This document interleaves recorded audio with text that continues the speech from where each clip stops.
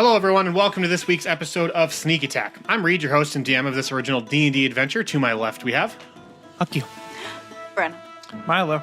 The stone to be broken. Oh, my. All right. No. Last time on Sneak Attack, they met Sylvana. Big things. She said it might be hopeless, he might not win. Ophelia also confirmed that to Milo. But here we are. You're going to try it anyways, which I'm glad because that's how I wrote it. So, you guys went back to the surface. Valisaar teleported everyone in the entire world to the base of the High Rock Mountains, at specifically the Willow Peaks, and is trying to make an example of the proposed heroes of High Rock. Bend the knee, lest you be broken. And right as he was about to be broken you, Milo's amulet burst forth into a protective barrier, and Sylvana herself, well, like the image of Sylvana, sprung forth and is met Valisaar head on, eye to eye. So, at the moment that Sylvana appears to protect the five of you from impending death, Valisaar instinctively, flaps his wings in a big fiery burst, and fire just kind of spreads all out around you guys and covers the landscape, and he takes to the sky. He has not seen Sylvana ever. I mean, even when he invaded in the Second Age, she was nowhere to be seen, really. So, he kind of thought, in his mind, this is an easy endeavor. I come back, I've got my forces, we're all good to go. And then all of a sudden, boom, opposition. He did not expect that. So he instinctively flies up in the air and is hovering probably 100 feet off the ground, maybe 75 feet off the ground. At that moment, though, as soon as he flies up, you hear kind of a whirring sound fly through the air, and a mighty thud crashes behind you. And you turn to see your old friend Malamet standing behind you guys. So he outstretches two of his arms, his free hands, so to speak, and he holds his hands out wide. And as he does this, the ground beneath you guys seems to shake violently and aggressively, start to come to life. A deep, low rumble echoes through this mountainside. And all around you begin to see the black goo that's infected all of Norwich start to come to life. Creatures and monstrosities of all shapes and sizes just rise up from this plague, and they rise to do battle with those who would oppose Valisaar. This whole time, Malamet has been preparing the country of Norwich for this moment. He's been spreading his dark influence all throughout Norwich as an attempt to control this massive army, should anyone oppose him. As the creatures begin to coalesce and take shape, they turn their gaze to you, the five of you, and slowly begin to march in your direction. And hundreds of these horrific, terrible beings start to surround you. They move closer every second. Their black, viscous appendages reaching out as if to grab the life from your chest. As they get closer and closer, you're realizing, okay, this barrier is going to drop eventually, and the odds of your survival are just dwindling more and more. And just when it seems like their forces are too much, they're getting too close, and all seems lost, you feel this rush of magical energy flying all around you. Lightning bolts, magic missiles, fireballs, countless other projectiles are hurling through the air, and they're striking down these creatures right before they get to you. And you turn back towards the ruins of High Rock to see an army of robed men and women standing shoulder to shoulder, hands, wands, and stabs? Mm-hmm. Stabs. Mm-hmm. Outstretched, volleying blast after blast at these creatures. Standing in the front row, side by side, are Brynlin Bear. Dad! And Mao Nudoru. Aw, Ma's here. Yeah, you best not go evil. Your mom's not here. for your mom! Mom's watching. Happy Mother's Day. Don't do it bad. As you kind of lock eyes and see the two of them standing there, the look of pride on their faces just speaks volumes. Did you hear that? Pride. With a voice that fills the entire mountain, you hear the words cry out, "We stand with the heroes of High Rock!"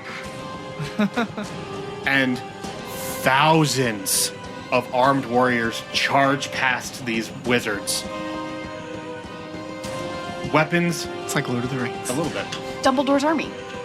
Their weapons held high above their heads. Dwarves, men, elves, gnomes, and halflings, all together rallying to fight for their freedom and survival.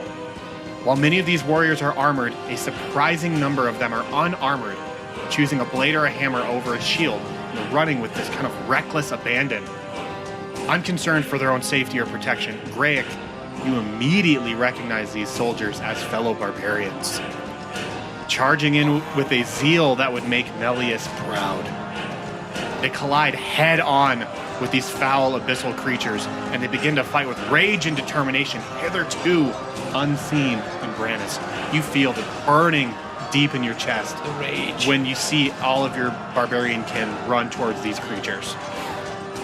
I need everyone to roll initiative. Woohoo! We're getting Most important initiative roll. of we're my getting life. right into it right now. Here we go. Akio, what is your initiative? 6. Brenna, 9. Milo, 12. Oh. Bringing up the rear. and Graic. 7. For the battle to end all battles. These are not great initiatives. It's okay. We let everyone else do the first wave of attack. Okay. So, Milo, I want to remind you that this bubble has passed. The barrier's gone down. You can recast it. The bubble is a reaction, so you get one of these per turn. Okay. However, Sylvana is still with you. The image of Sylvana occupying, like moving as you move, kind of like a Pacific Rim kind of. What are those? Jaegers. Jaegers. That's kind of how it is right now. Kind of like Sasana from Naruto. Like the Jaegers from Pacific Rim. You punch right, she punches right. You duck, she ducks. That's just how it's working right now. So, it is, however, Malamet's turn. He's going first, and I will say, I need to roll for Westra. I did not think of that.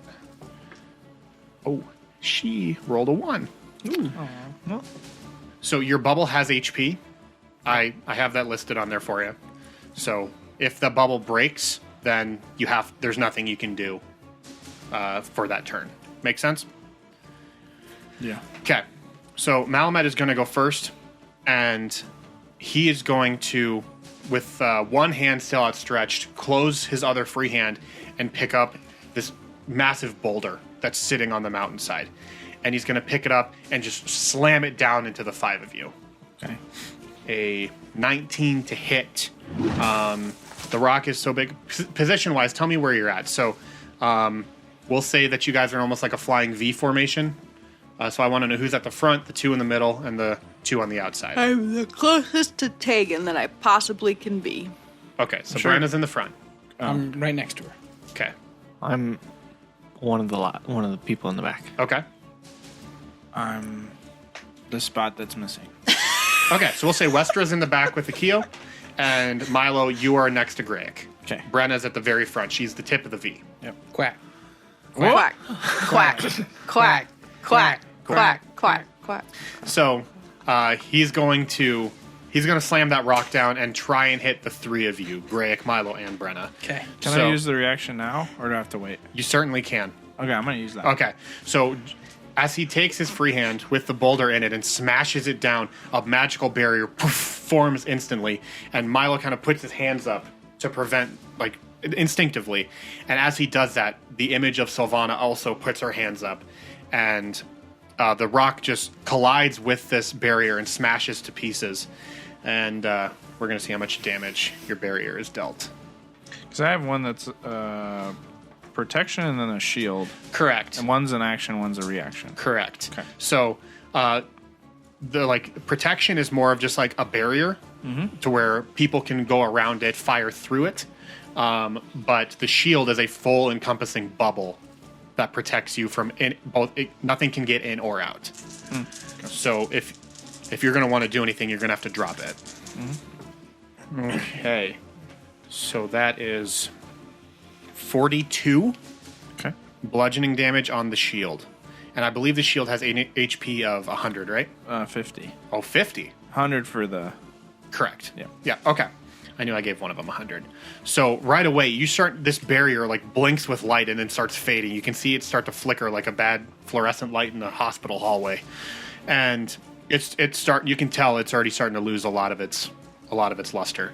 And at this moment, you can see like a volley of these terrible, goopy black orbs start heading your guys' way. These are kind of ranged attacks from the group behind you guys, these black monstrosities behind you guys.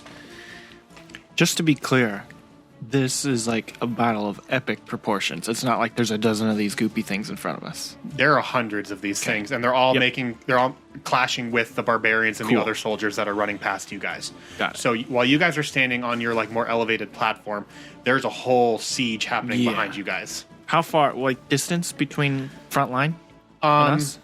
You guys are the front line. Okay. So the black goopy siege, they're running past you to make contact with these warriors. So probably 50 feet behind you is where everything is starting to really go down. So we're like the tip of the spear. They're Correct. just going past us because of the barrier.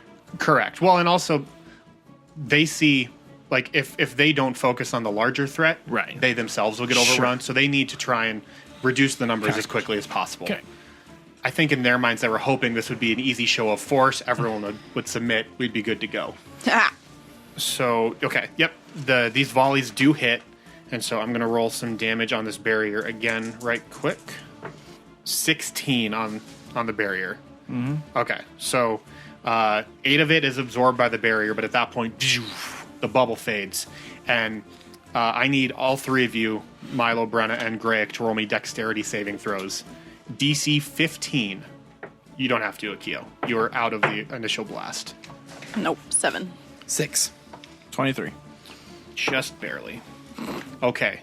So, Milo, you take 5 poison damage, and Brenna and Greg, you take 11 Poison? poison. Because what it does is it splashes down all around you and then, like, showers onto you guys. Okay. And I'm resistant to that. You are. So you would take the 5 as well. Okay. I don't take any. Oh, Because okay. I have evasion. Yep, you just do that. That works for me. So that is the end of Malamet and the Goop's turn right now, which brings us to you, Milo. Since I did the reaction, how does that work? Do I skip my turn then? No, reactions are totally different from regular actions. Okay. However, since you used your reaction to avoid taking the damage, you can't use the amulet's reaction now. Oh, okay. So I can't use the amulet at all? You can use it as your action. You just can't Oh, resummon sure, the bubble. sure. You can't resummon the bubble, correct? Okay. I'm going to use the amulet to cast Divine Lightning Okay. on a group of the blob people. Okay. Do you want to target Malamet or anyone like that, or just the orb, like the black goop? Okay, I'm going to target him. Is there people around him too? Oh, yeah, definitely. Okay, I'm just going to go for his area. Okay. And so the way this works is you roll a d6 to determine the number of creatures you can hit. Okay, you rolled a 1, so are you just targeting Malamet? Or? Yes. Okay. So Malamet hears this crack and he feels the electricity in the air building, and he's going to try and just at the last moment jump out of the way. Oh, definitely not. He rolled a 4. Okay. So he's going to take the full blast of this radiant lightning, which is 4d8. Okay. 23. Sheesh. Okay. This is one of the amulet's new abilities. Correct. Mm-hmm. So the amulet now has a whole host of new abilities. I'm going to say that the old ones are not available anymore. Gotcha. So the random roll is pretty much. Oh, okay. Yep. Cool. So Malamet gets struck dead center mass where all of his arms connect, and his hands kind of like start convulsing and freaking out. And as that happens, you see the black goopy creatures that he's summoned. They kind of like shift down and start to lose their form before finally snapping back and continuing to attack these barbarians. And looking around, you're seeing this mass. It moves like almost like a virus. So like these black goopy creatures, they'll converge on an enemy, form up into a larger creature destroy the enemy and then separate again once more. They're just moving like an ant colony almost. It's like ferrofluid. It's very strange to look at, and it doesn't make a lot of sense, but it's also incredibly terrifying because they're just moving as like a hive mind type of mentality. So that brings us into Brenna. Okay, I'm going to change my tune, literally, to Bad Reputation. Not Taylor Swift. Joan Jett? Yes, Joan Jett. Because all these people are here because we've developed a reputation. That's true. They're fighting for us because we've developed a reputation. That's true. And I would like to use that to Bardic Inspiration Greg. Metal dice. Oh, we're going all out. Yes. Okay. At the same time, I want to... Is Bardic Inspiration a bonus action? Yes, it is. Okay. Then I'd like to use Cure Wounds. You're the only one who's taken damage, right? You have as well. I have too, but I've taken more, so I'm going to Cure Wounds myself. Cool. All right, so you start playing a song, and you feel new life surge back into you, and Graic, already feeling pumped up and energized by being around his people, is now even more pumped up and feeling more inspired. Yes. And Greg, it is your opportunity to act. So use that inspiration and motivation well. I'm going straight for Malamet. I love it. Can I like shout out as I'm running like focus on Malamet? Absolutely. Yeah. Okay. Take charge, man. Yeah, I'm gonna shout for anybody who can hear me. Focus on Malamet. Okay. Hoping that they understand the giant creature. Yeah. And I'm gonna be swinging the hammer. That Use my breaks. dice if you need to, because you're really inspired. I brought out my old you love dice, Joan my Jett. dwarf dice. Oh, you're going OG? Yeah. Yeah, use inspiration. It doesn't matter. I don't think you can use it on a critical fail. No, that's really funny. Really?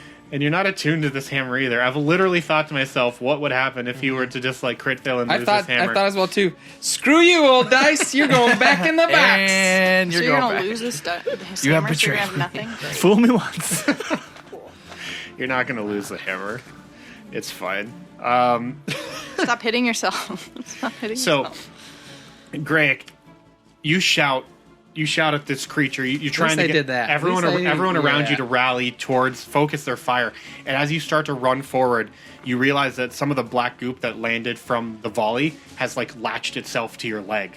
The leg. The leg. And Akio sees it and grabs the handsaw. No, Start licking my chops. you. Someone slices and my leg finally gets cut off. No, it's just it starts to wrap itself around you, and you can Gotcha. tell it's starting to like crawl up your leg to try and Okay.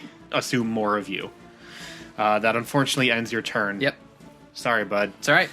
Just get it out of the way right now. Just get. These, I mean, like we just experienced it in the one shot. These things happen. Yep. So, that brings us to Akio. All right, so Akio's been watching all this go down in like slow motion. Okay. Still very contemplative, but seeing his mother, Maum. it Mao. Mama Mao. No, I added an M to it- blend mom.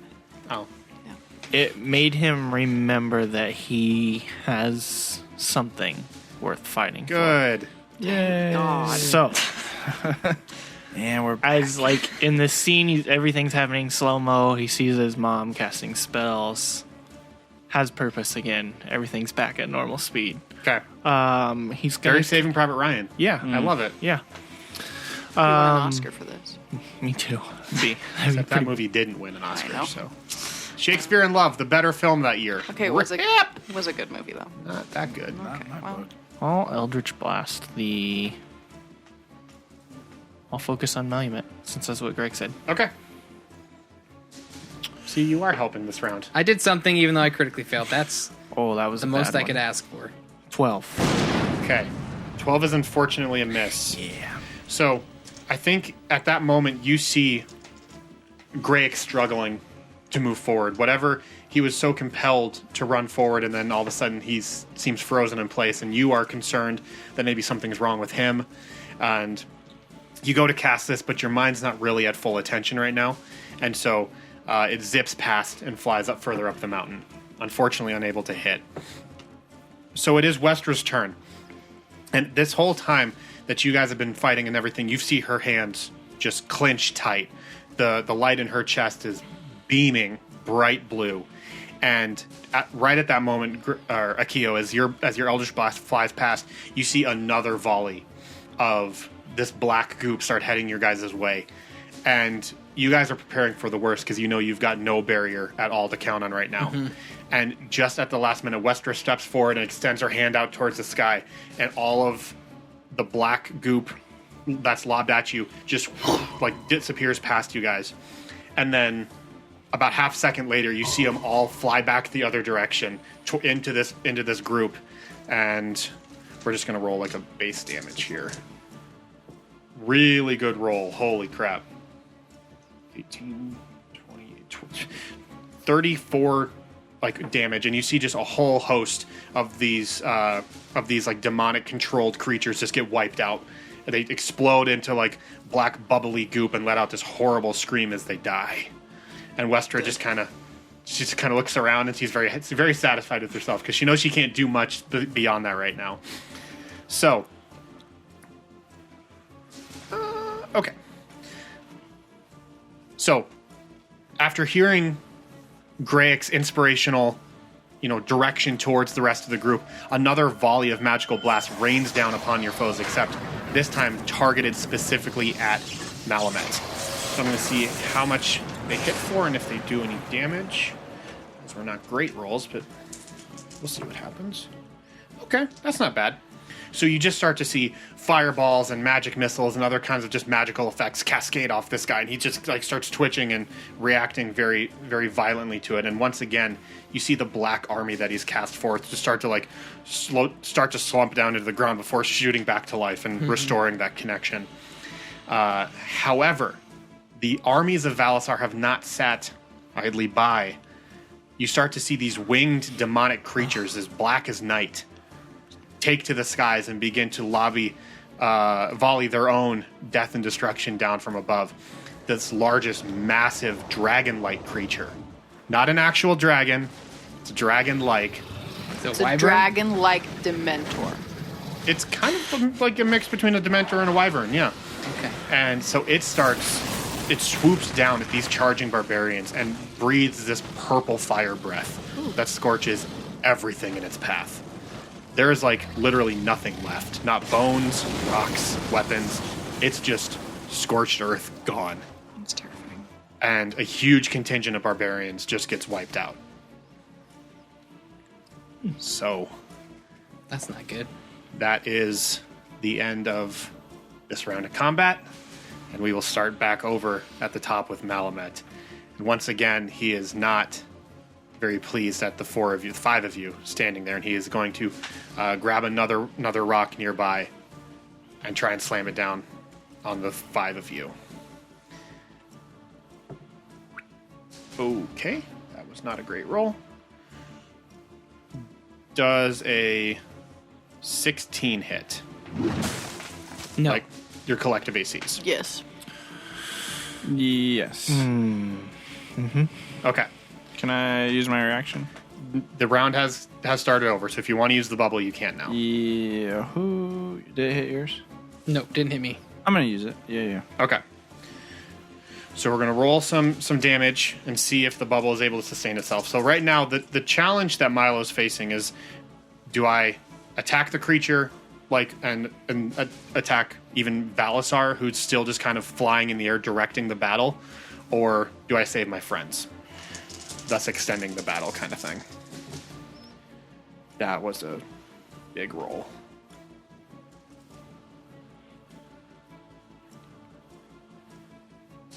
Oh gosh, he one-shot it. That was 56 damage. Whoa.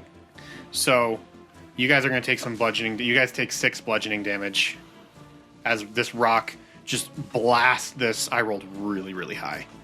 As the rock blasts through this protective barrier, and large boulders and rocks are bouncing off you guys like crazy. You don't get knocked to the floor or anything like that, but again, just imagine what 56 damage would have done to you guys. So, do I take it? The 17 AC, does that matter at this point after the bubble goes up? Like, I'll say you take half. Okay, how much? 3. 3. So you take none because you're raging. Yeah. Cool. I'm glad I could make that work narratively. Makes me feel better. Rather than just saying, nah. Yeah. So, even Westra and the 3 of you take 6 bludgeoning damage. She gets knocked to the ground a little bit, but she's fine. She bounces up really quick. That brings us to Milo. How far away is Malamet? He's 10 feet. Oh, so I can attack him. Yeah, oh, definitely. Okay. I'm gonna rush him and go attack him with a weapon, but it's kind of cool because I'm gonna use Divine Strike, which will summon a sword. Absolutely. So if there's flavor to me actually getting... So what we're gonna say is, Milo, you just charge this guy. He's 10 feet away from the group. So you leave this kind of elevated platform, and as you do, you reach your right hand out to the ground, and your amulet starts to glow, and an elemental divine sword appears in your hand.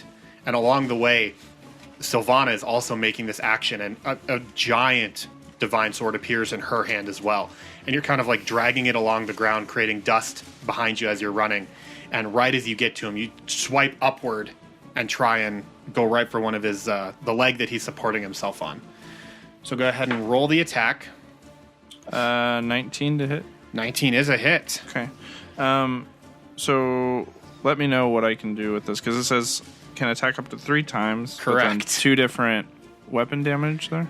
Correct. So this is like a multi-attack. So you attack 3 times, and it deals 2 forms of damage. One regular slashing damage, and then another just pure radiant damage. Okay, so just those 2 there. Correct. So okay, gotcha. You'll roll all the dice, and then you can attack 3 times if you want to. But Jeez Louise, this is a lot of damage. this is a lot of damage. You're tapping into the power of a goddess right now. Okay. Quick maths. Quick maths. And then 26.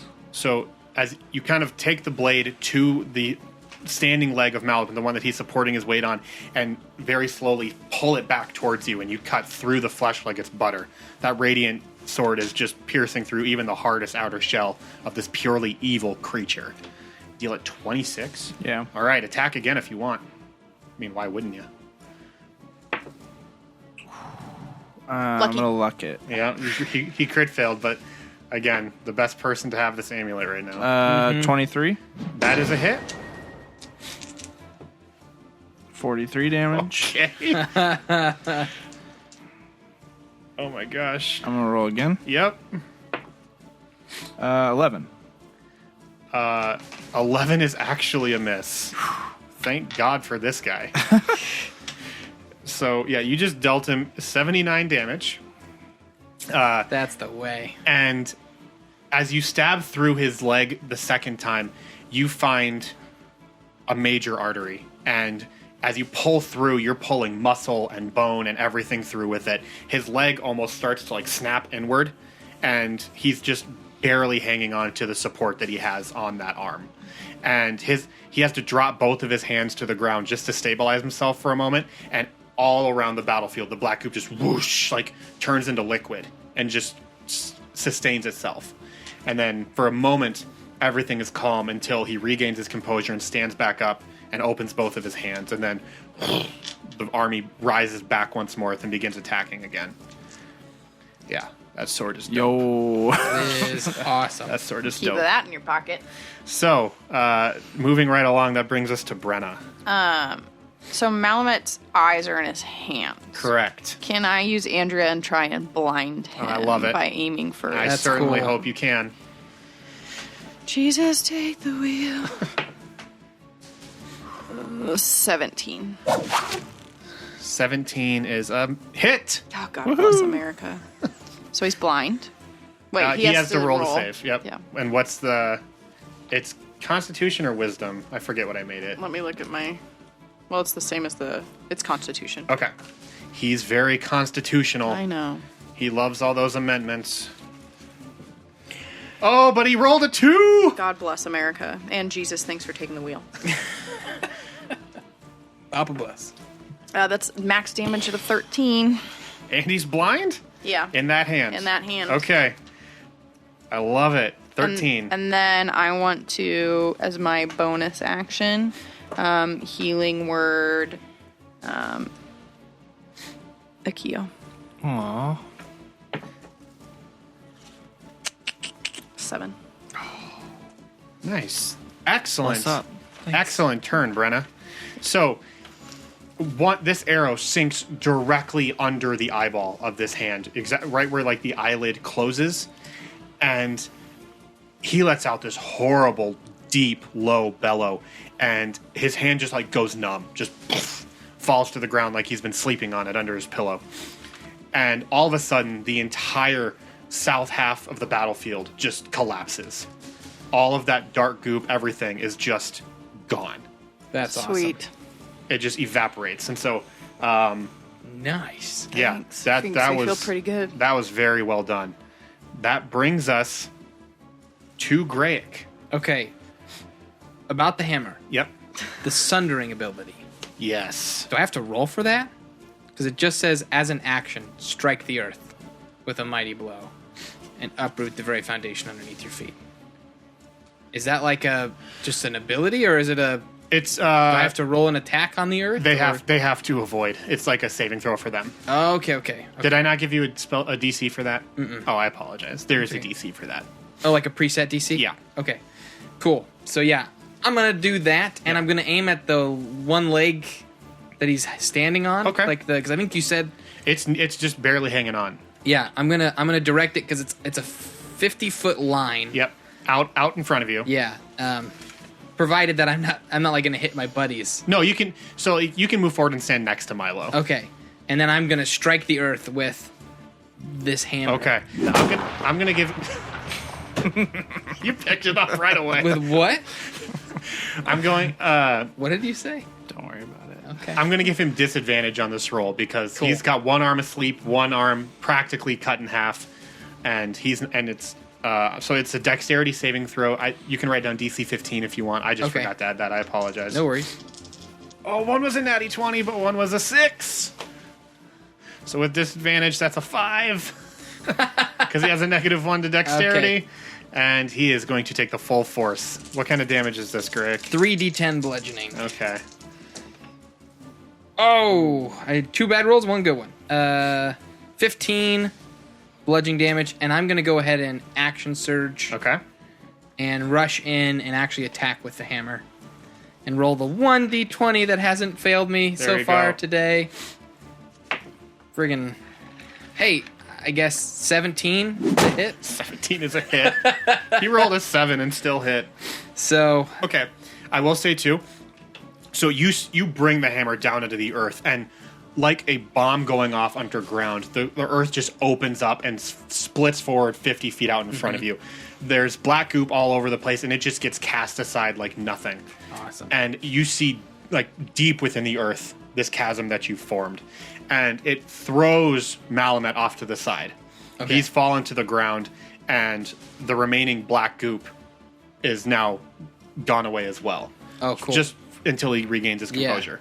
So he is, however, resistant to bludgeoning. So you took 7 damage. You did damage him though, and you have taken the other half of his army out of the equation. Yeah. 12 damage, Is that bludgeoning again? and then just using that hammer. Okay. And then my second attack. Yep. Okay, so that would be 19 19 is a hit. and 12 damage. Okay. Okay. Gosh, he is not looking great. So And I guess I'm right on him now. Like you are. that- You are I'm right. hitting You're him. right in front of him. So at this point, as soon as you knock him over, you just drag the hammer slowly behind him. You just let it dig into the ground as you menacingly walk towards him, and walking right up to his center mass where his mouth and all of his jagged rock like sharp teeth are. You just bring the hammer down onto him, just over and over again, just pounding away at this creature, and This is for taking over my mind. all those What years seems like forever ago. Yeah, it Yeah. was in reality 35 years. But Yeah. he is not quite dead yet. And However, at this point, Westra steps forward and she almost stops you, Greg, because you're just like laying into him.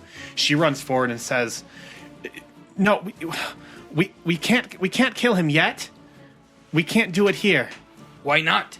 If I don't know how I know this.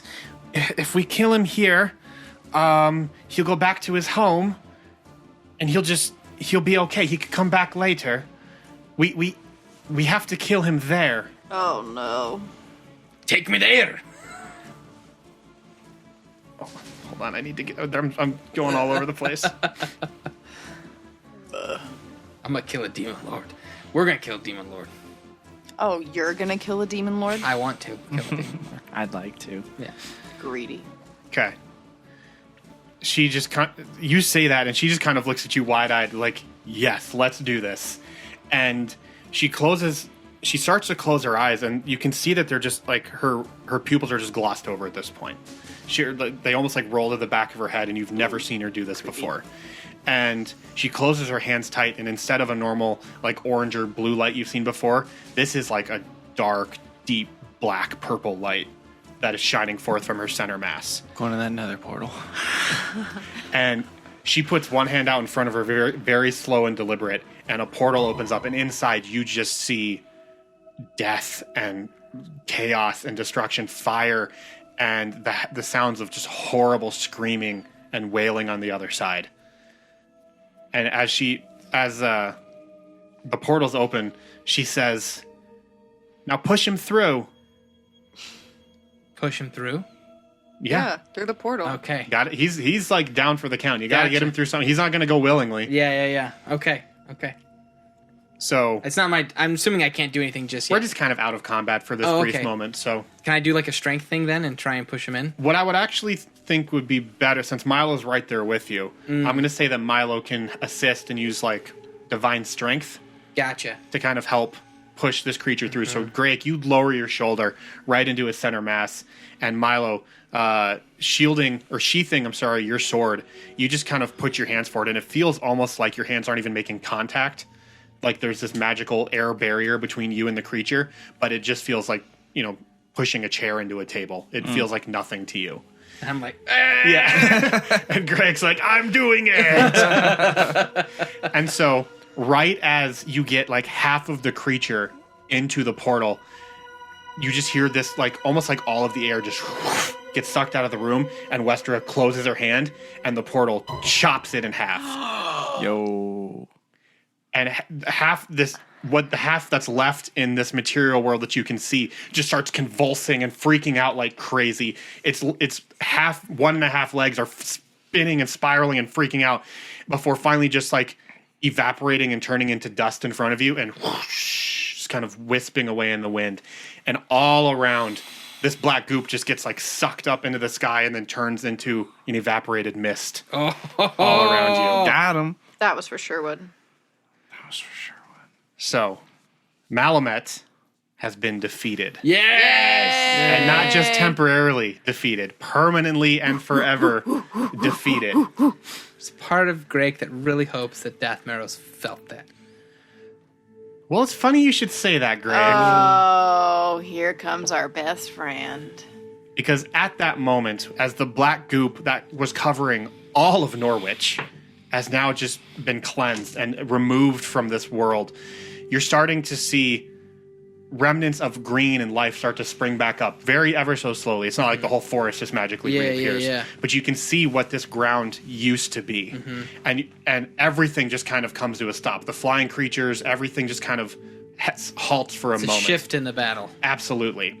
And you're kind of looking around, and everyone behind you is freaking out. Yeah. All of the wizards, all of the onlookers, all of the fighters. And for all we know, you guys just won the battle. Right. And everything is awesome until you look up closer towards the top of the mountain, and you see 3 figures walking down, not in any type of rush or deliberance at all. They're walking down with purpose and authority. One of them, standing in the middle, is a man who looks very familiar to you guys. He is wearing a very elegant black suit with a black tie and hair slicked to one side. Westra sees him coming. He's the first one down the mountain. And instinctively, her eyes kind of reset to back to normal, and she puts one hand out behind her, like almost telling you guys to stay back, and then one hand out in front of her, and a portal opens to where you don't know. And she just holds it out between her and Dathmeros. Then suddenly, Dathmeros walks straight through the portal. He cares not that there's anything in front of her at all, and just walks clean through it like it's not even there. As he continues walking down the mountain, Westeros closes her hands and says, guys, and he backhands her right across the face. She goes flying 20 feet off to the side and crashes into a boulder that's sitting at the side of the mountain. She crumples into a heap and just lies there. Oh. He walks up to you, Greg, and he says, Mr. Stronghammer, it has been a while. Can I just attack him? If you want to. Yeah, I really, really want to. I don't want to talk to him. I don't want to talk to him. Along the way, behind him, you see two other figures walking closer as well. One being the dwarf female Diane. Okay.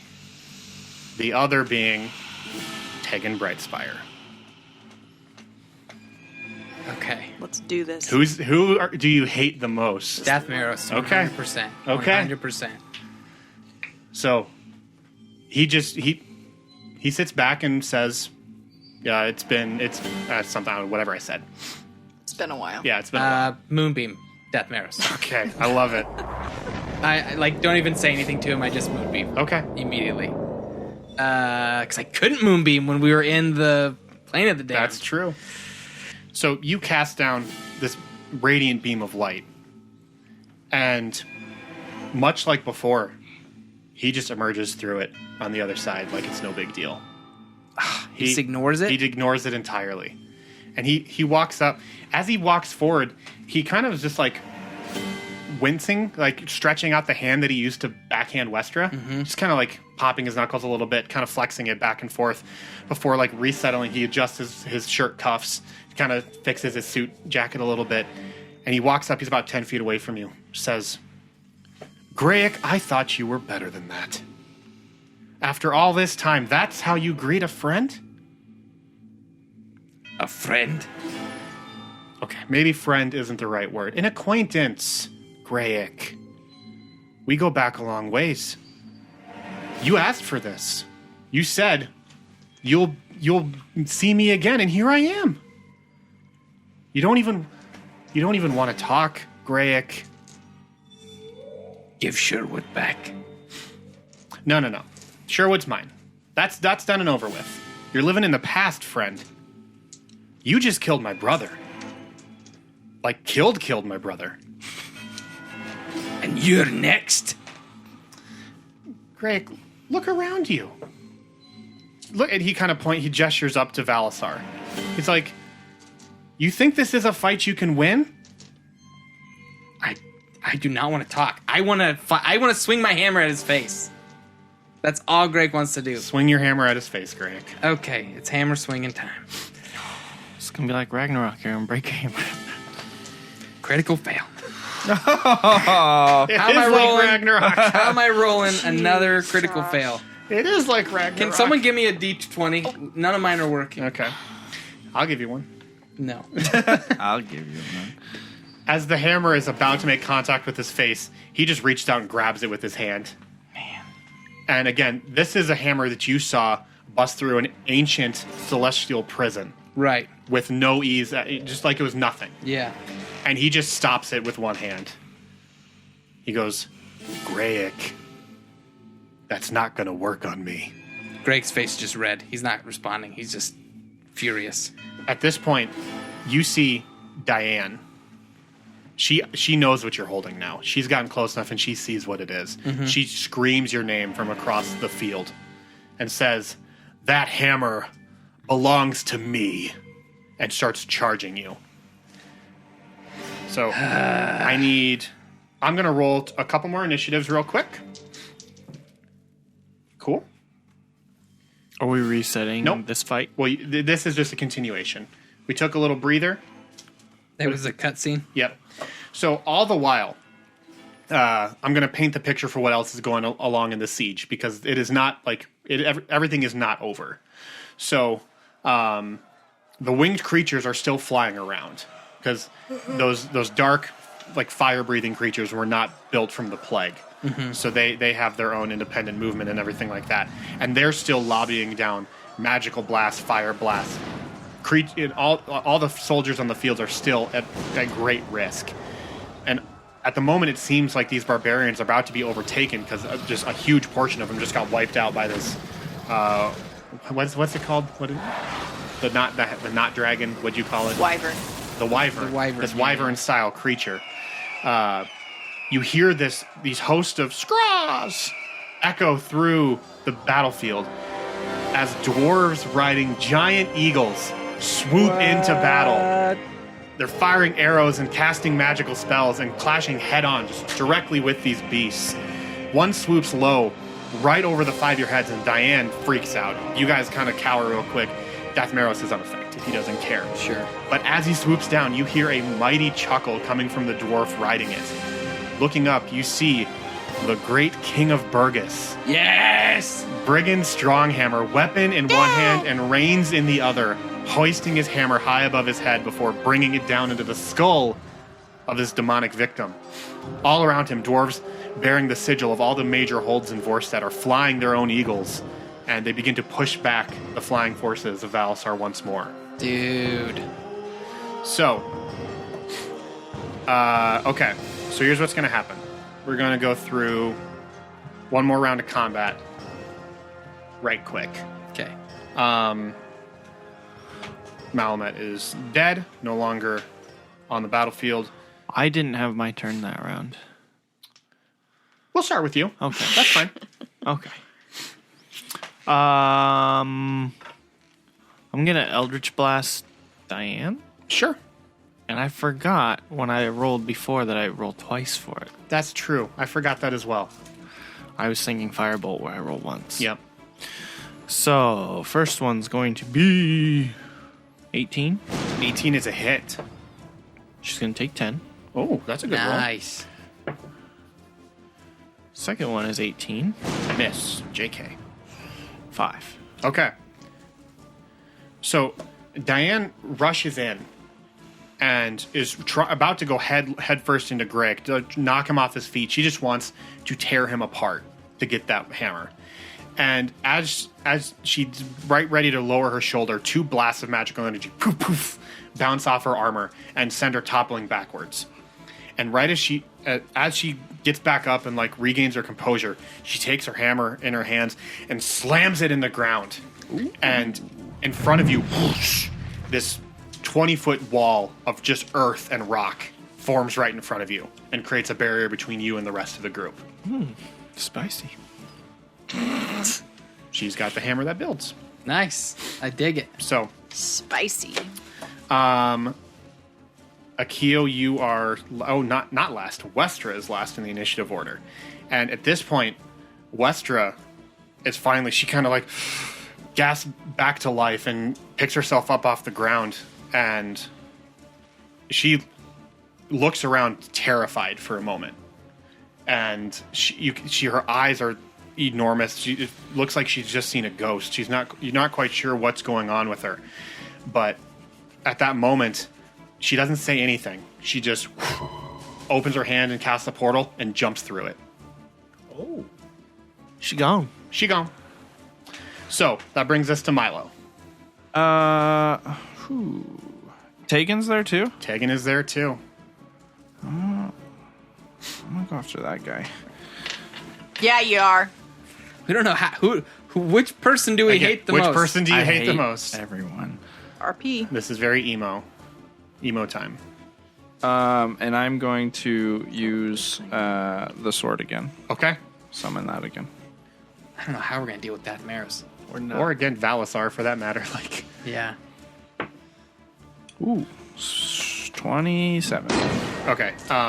Here's what I'll say before you just get like super ahead of yourself. Okay. You charge forward you summon the sword in your hand as you're charging, and Tegan almost looks unaffected, like not afraid of you running with an avatar of Sylvana, like towering above you. Seems totally fine with it. And as you get forward, you slash up from bottom to top into Tegan, but it looks like your sword just goes through a thin air. Oh, okay. And you notice this projection of Tegan just kind of like shift and tilt before resetting, and you realize that you are attacking like an illusion of Tegan. Oh. And duped. Okay. So, sorry. No, you're fine. Got catfished. Does everybody notice that? Or I'm gonna say Brenna and Akio do. Greg is focused elsewhere. Yeah. Brenna definitely realizes. Oh yeah, because I've been staring at him this she's whole been time. throwing She's over there like, oh yeah, get. Okay.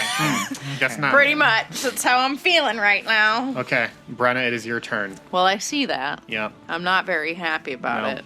So I'm going to attack Dathmaros instead. Okay. I'll try and use Andrea. Okay. Going after Dath. 15. 15 is unfortunately a miss. And for my bonus action, I will Bardic Inspire Milo. Okay. So that brings us to Graic. Can I try and hit him with the hammer? Or is he, like, We're gonna say he's still got it in his hand. Yeah. Can I try and recharge its, like, special ground thing? Sundering? Yeah. Yeah.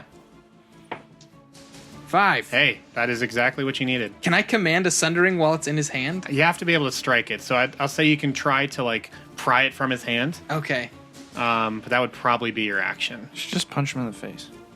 I'm going to go ahead and let go of the hammer and grab Gavin's sword Oh, nice. and try and stab him real quick. Okay. I'm pretty sure that's like 23. 8 slashing damage. And I'll go ahead and do it again. Okay. 16. 16 is a miss. Can I add the inspiration? Certainly can. 19. Sure. We'll say that's a hit. Thank you, Brenna. You're welcome. I used it. Can I have it back? And 8 more slashing damage Okay. from Gavin's sword. Given to me by Gringelberg. Corzulio. Yeah. Gringerger. Corzulio. So, at this moment, you kind of just leave him holding the hammer and take the sword from your sheath and just start like smashing it into his face. Yeah. And it feels like it's bouncing off, but you just over and over just smashing the sword into his face, just letting everything out as you're attacking. And when it's done, you see just a tiny cut appear in his cheek. And he kind of turns away from it, his attention away from the hammer, and drops it and puts his finger to his face and looks at the blood, and his eyes narrow in a way of uncertainty that you've never seen him possess before. That brings us to Akio. You've got a wall around you. What do I have to do? Can I use my movement to get around the wall? Yes, you can. Okay, I'm going to do that. And then go for Diane again. Okay. First one's going to be a 28. Is a hit. And 9 damage. Second one is a 12. 12 is a miss, unfortunately. So with the first blast, you appear back on the other side of this wall and hit her right in the shoulder blade, and it knocks her down to the ground, actually. And the second one just sails over her head. She gets up, and she's had it with you kind of situation. She is very much almost, despite the fact that she wants the hammer so bad, she's like, I have to deal with this fly first. It is now Westra's turn, and Westra right now is in a very dark room. She walks forward, not seeing anything around her, and she gets a little nervous a little bit and calls out, hello? Hello?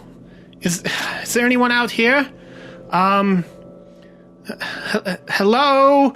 And she hears just a faint noise coming from the distance, and she starts running towards it, and a light starts building in her vision. She can see just a little speck of light on the horizon, but as she moves towards it, it gets much, much closer. And she walks up to this small creature sitting in this beam of light, And she runs up to it and says, hello? I don't know you, but my name's Westra, and I think I'm here to help you. What's your name? My name's Sherwood. It's nice to meet you.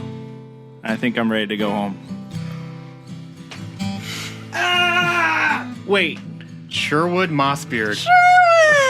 Rescued from the Plane of the Damned by Westra Astoria. And I think that's where we're going to end it for tonight. Does the... You gotta play 2 characters next to me? We've talked about this. We know what's going to happen. Oh, for real? Yeah. So, Oh, man, I'm so pumped. I picture the colonel on the plane seeing that happen and then being like, what about me? that's that. Dude. That whole thing, I've been trying, I've had this plan for what, 3 months now, Mike? I first told you about this? Yeah. That this was going to happen, and yeah, so. So awesome. I don't know if I'm going to like the ending of this story. It's possible you won't. I'm coming for that, Dad. I don't know if I'm coming back for volume 2. But dude, this is exciting. I'm happy. So If Mike's not playing 2 characters, I'm not sure I'm coming back for volume 2. So that is going to do it for this week's episode. I hope that you guys enjoyed it. I hope that it was fun. And once again, that it lives up to the hype I had in my head for it. So thank you guys so much for listening. Thank you for being cool and sticking with us for 155 episodes so far. Yeesh. Blows my mind that you guys are still here, but thank you for your loyalty and for your dedication to the show. So if you did enjoy this week's episode, please hit us up on Twitter at Sneak Podcast. We certainly love hearing from you guys and hearing your reactions about what's going on.